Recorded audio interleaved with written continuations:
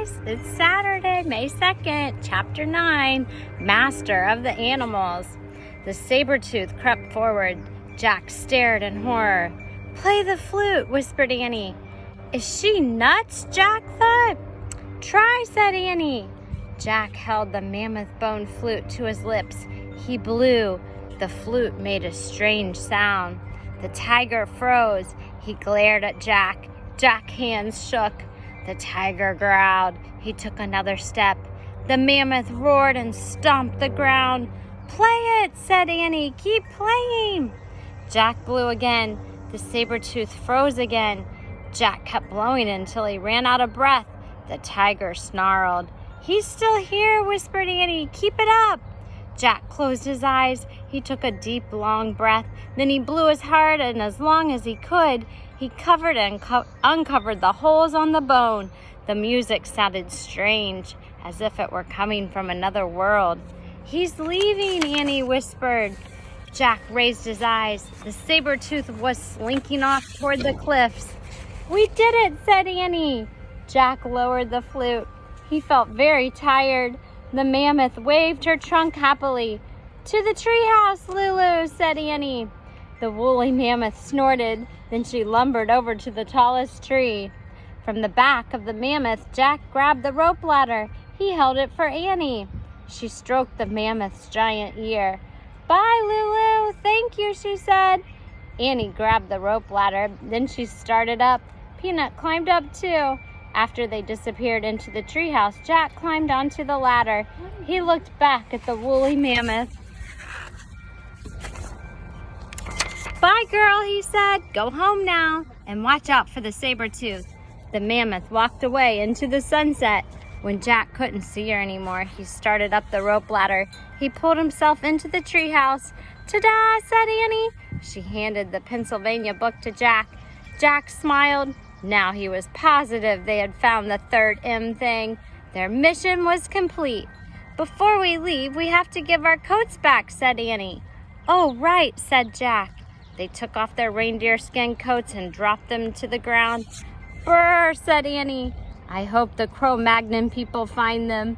Jack stared out the window. He wanted to take one last look at the prehistoric world. The sun was setting behind the hills. 4 people were crossing the snowy plain. It was the Cro-Magnon family. "Hey," shouted Annie. "Shh," said Jack.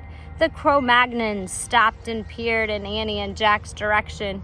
"We left your reindeer skins down there," Annie pointed to the ground. The tallest person stepped forward and raised a spear.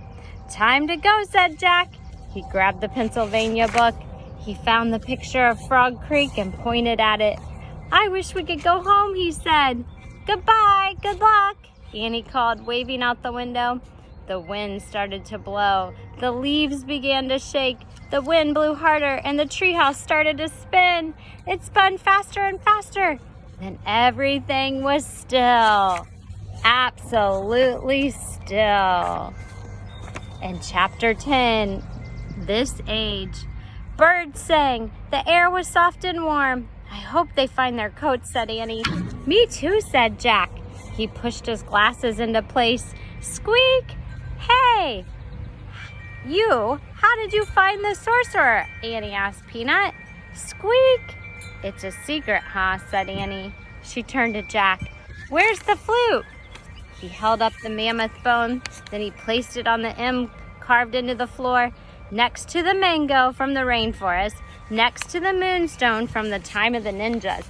"Moonstone, mango, mammoth, bone," Annie said.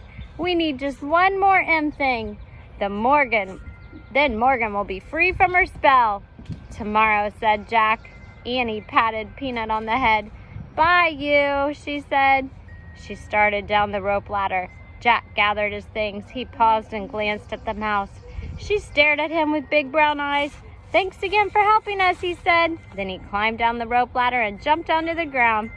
Jack and Annie ran through the Frog Creek woods onto their street. Their neighborhood looked rosy in the sunset. "It's great to be back in this age," said Jack. "Warm and safe and almost home. I'm glad we don't have to go hunting for dinner," he said. Yeah, Mom and Dad already did that, said Annie, at the supermarket. I hope they trapped some spaghetti and meatballs, said Jack. I hope they chopped up pizza, said Annie. Hurry, I'm starving, said Jack.